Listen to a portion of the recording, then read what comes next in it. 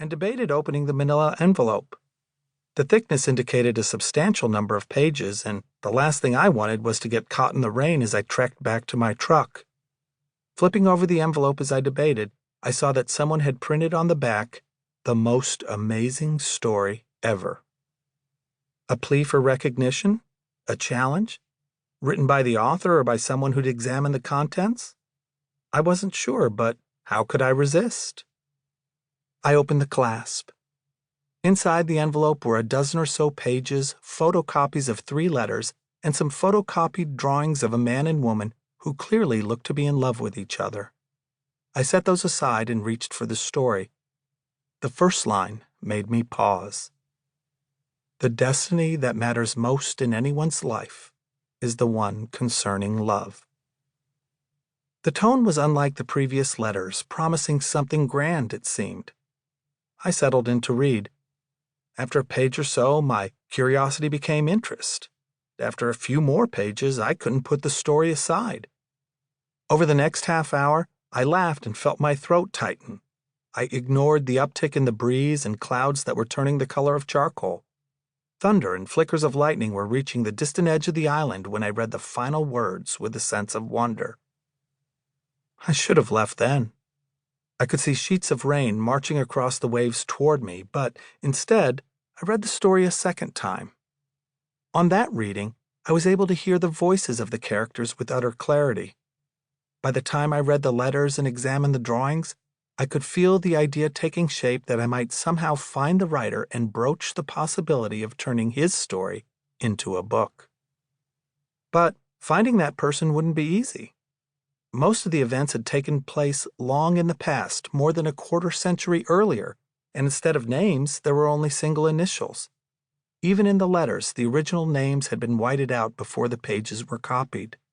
There was nothing to indicate who the writer or artist might have been. A few clues remained, however. In the part of the story dating back to 1990, there was mention of a restaurant with a deck out back and an indoor fireplace, where a cannonball allegedly salvaged from one of Blackbeard's ships sat atop the mantel. There was also reference to a cottage on an island off the North Carolina coast within walking distance of the restaurant. And, in what seemed to be the most recently written pages, the writer spoke of a construction project currently underway at a beach house on a different island altogether. I had no idea whether the project was now finished, but I had to start somewhere.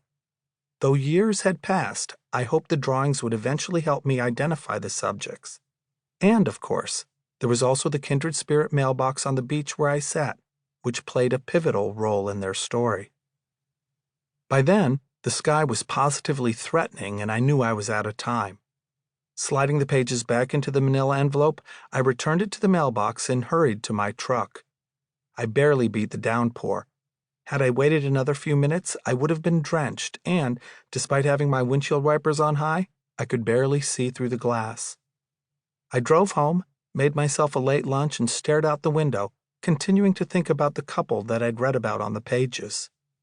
By evening, I knew that I wanted to go back to Kindred Spirit and examine the story again, but weather and some business travel prevented me from returning for nearly a week.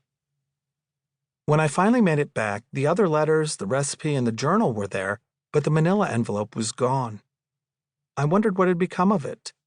I was curious as to whether a stranger had been as moved by the pages as I'd been and had taken them, or if, perhaps, there was some sort of caretaker who occasionally purged the mailbox. Mainly, I wondered whether the author had had second thoughts about revealing the story and come to retrieve it himself. It made me want to talk to the writer even more, but family and work kept me busy for another month, and it wasn't until June that I found time to begin my quest. I won't bore you with all the details regarding my search. It took the better part of a week, countless phone calls, visits to various chambers of commerce and county offices where building permits were recorded, and hundreds of miles on the truck. Since the first part of the story took place decades ago, some of the reference points had long since disappeared.